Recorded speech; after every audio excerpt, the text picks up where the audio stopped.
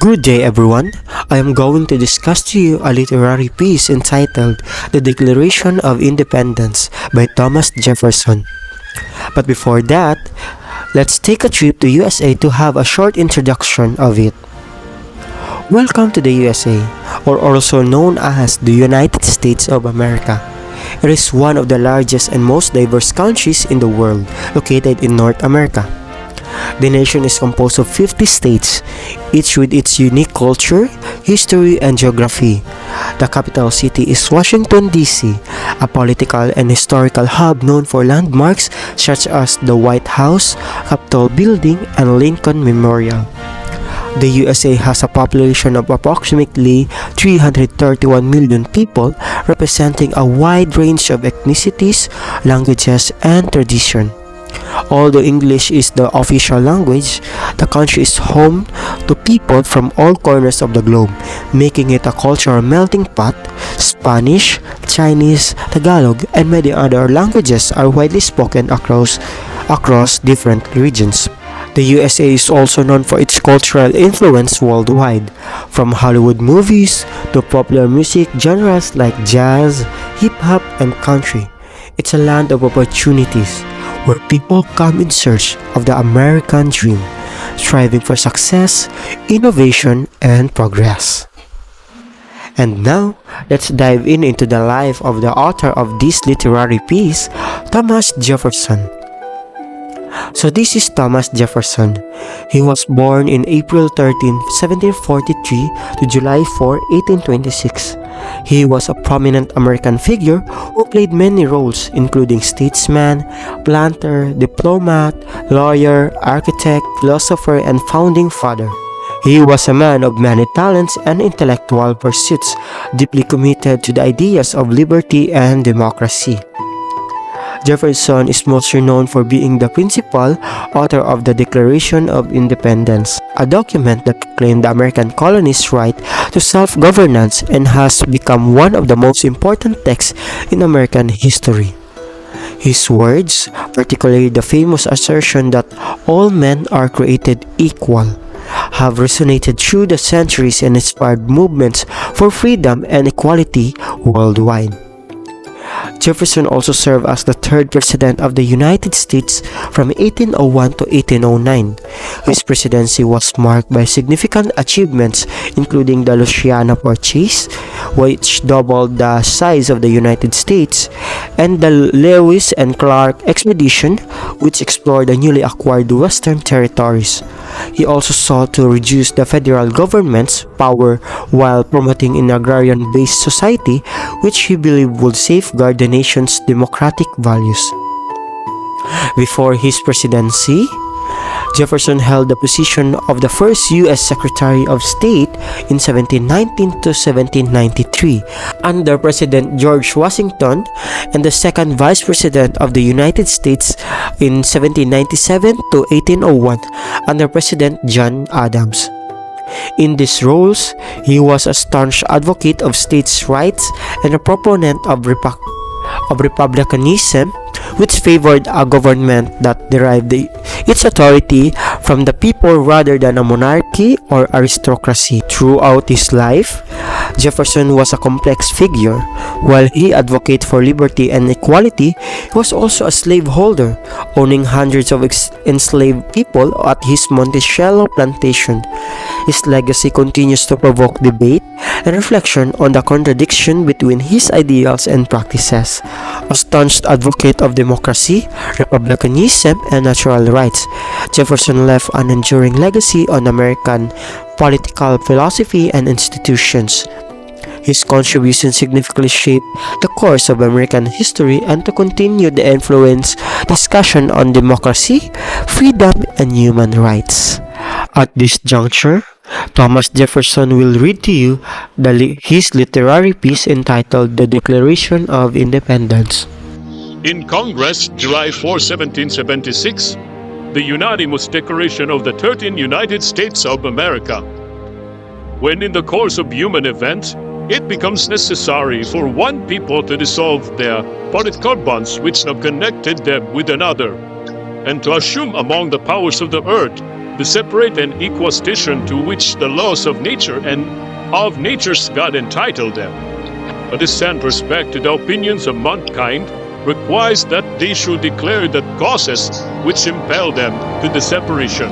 So, Thomas Jefferson, in his introductory paragraph, he sets the stage for the declaration.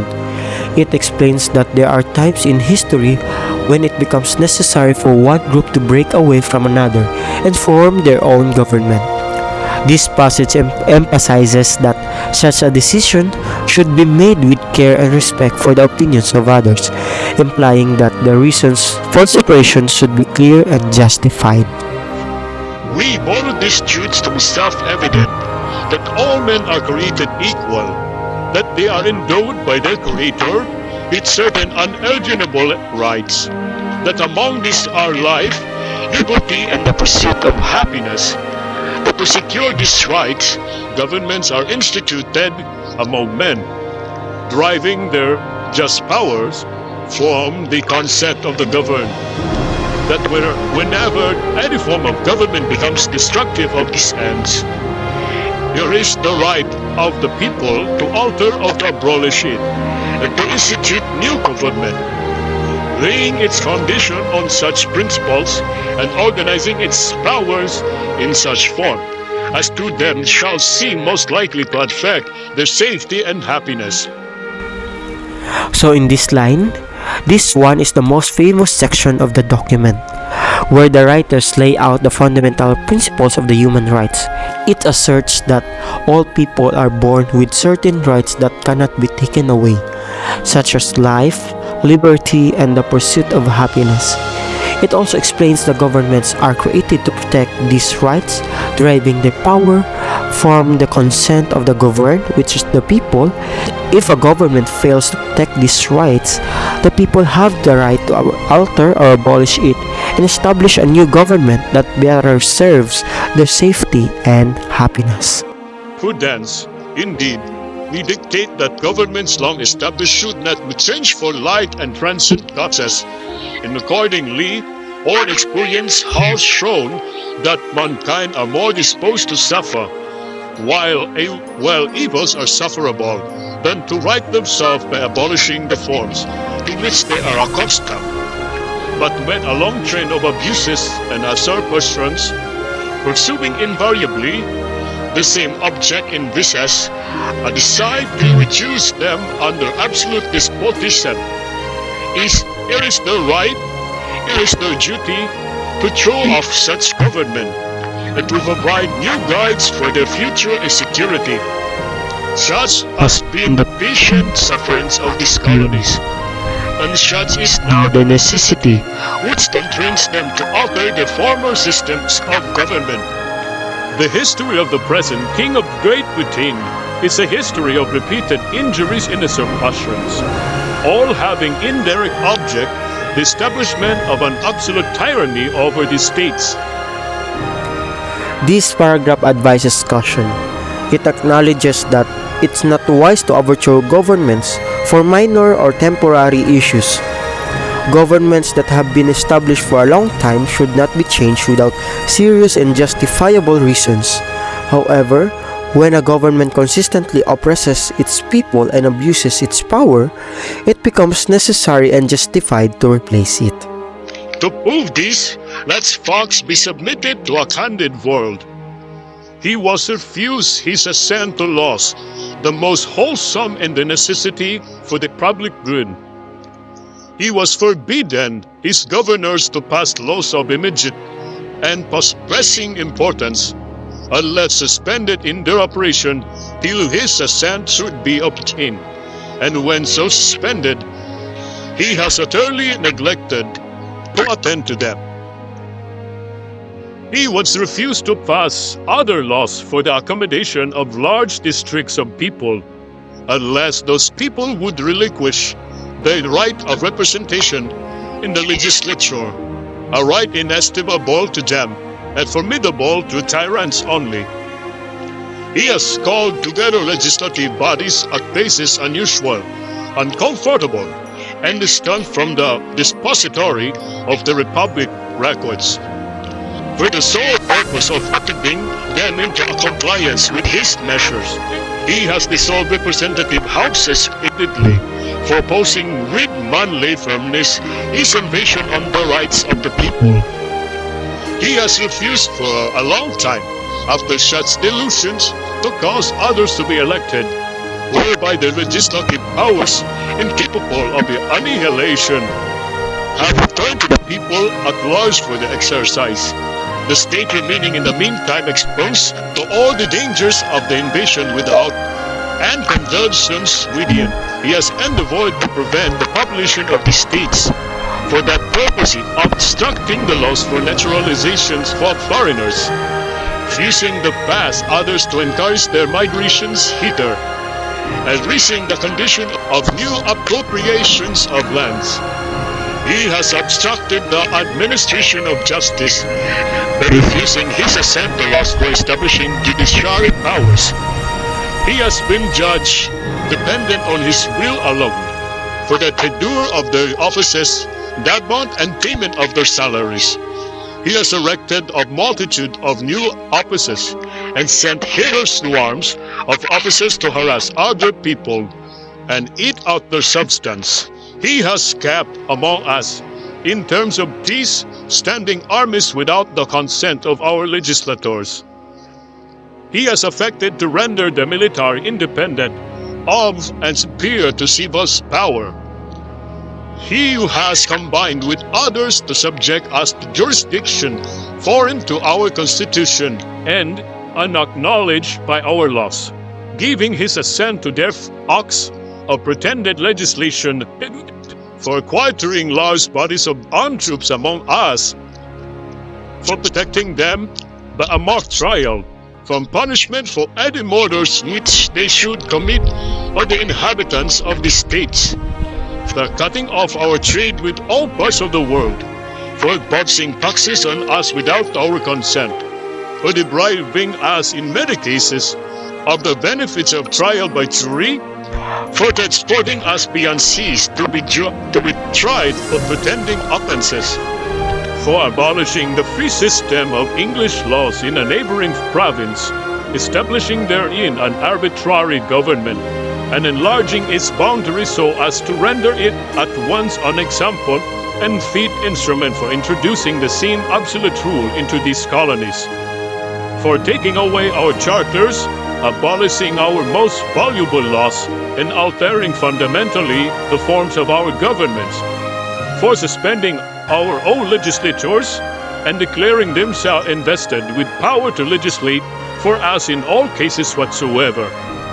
He has abdicated government here by declaring us out of his protection and waging war against us. He has plundered our seas, ravaged our cause, burned our towns, and destroyed the life of our people.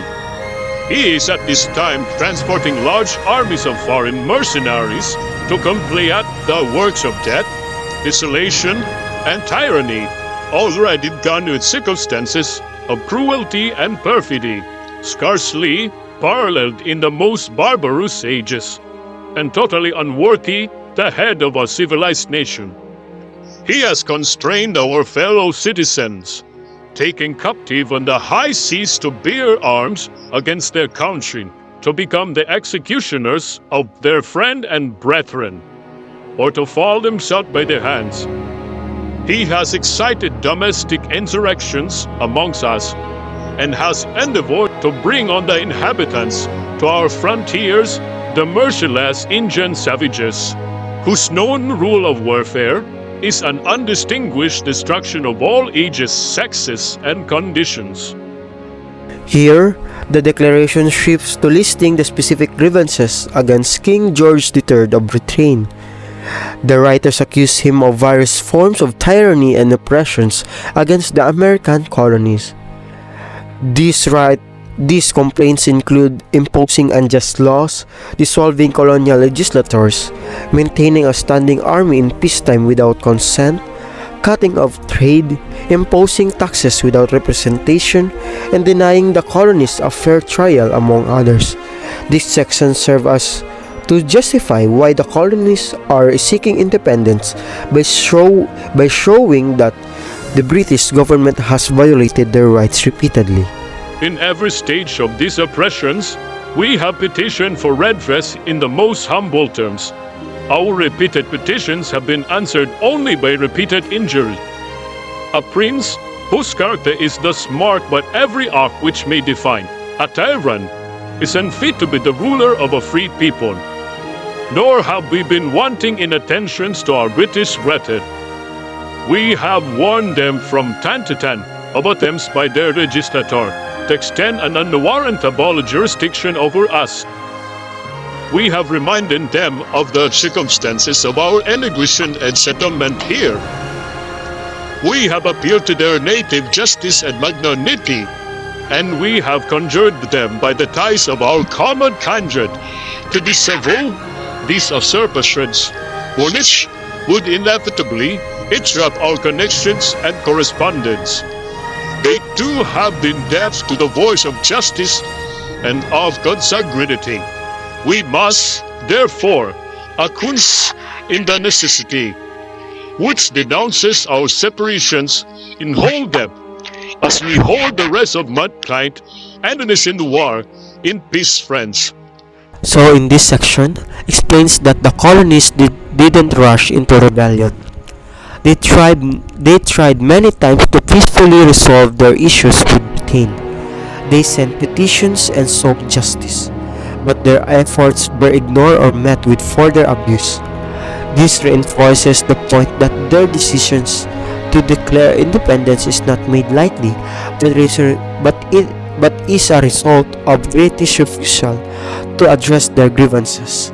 We, therefore, the representatives of the United States of America in General Congress, assembled, appealing to the Supreme Judge of the world for the rectitude of our intentions, do in the name and by the authority of the good people of these colonies, solemnly publish and declare that these united colonies are, and of right oath to be free and independent states, that they are absolved from all allegiance to the British crown, and that all political connection between them and the state of Great Britain is and all to be properly dissolved, and that as free independent states we have full power of divide for war, conclude peace, contract alliances, establish commerce, and to do all other acts and things which independent states may of right do.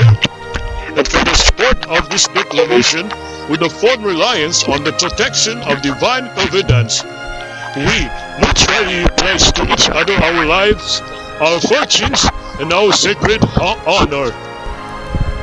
This section is the formal declaration.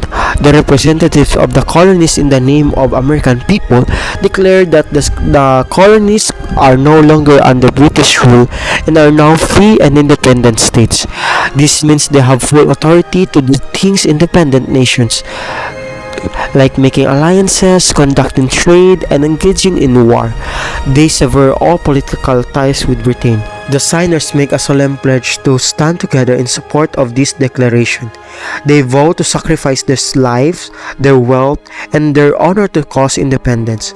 They show their seriousness and commitment, emphasizing the risk that they are willing to take in order to establish a free, independent nation. This shows how the Declaration of Independence builds its argument step by step, starting with a general principle of government and rights, moving to specific complaints, and concluding with the Declaration itself. Its structure as both a philosophical statement and a practical justification for independence. Thank you, Mr. Jefferson, for stating your speech in front of everybody. So now let's proceed to the themes of this piece. The theme of the Declaration of Independence is just the justification of the American colonies' decisions to break away from the British rule and assert their right to self-governance. It emphasizes the philosophical belief in natural rights, stating that all people are entitled to life, liberty, and the pursuit of happiness.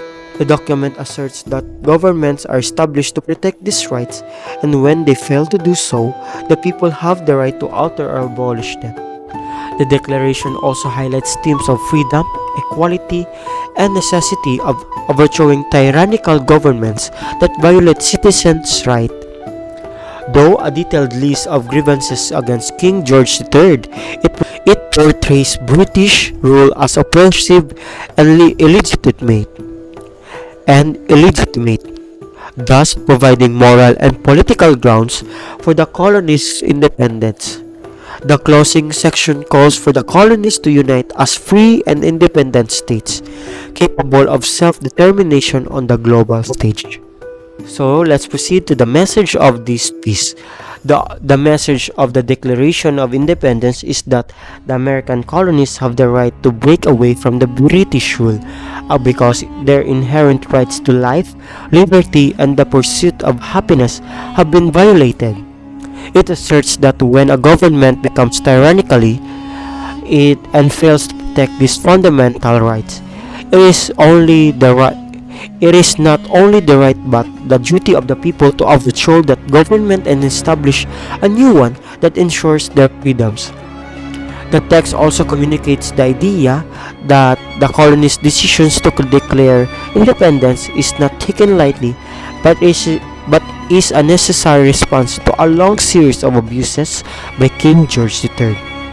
It serves as both a justification for the action and proclamation of their status as free and independent states with full powers to govern themselves and conduct relations with other nations. And lastly, the universal truth of the Declaration of Independence.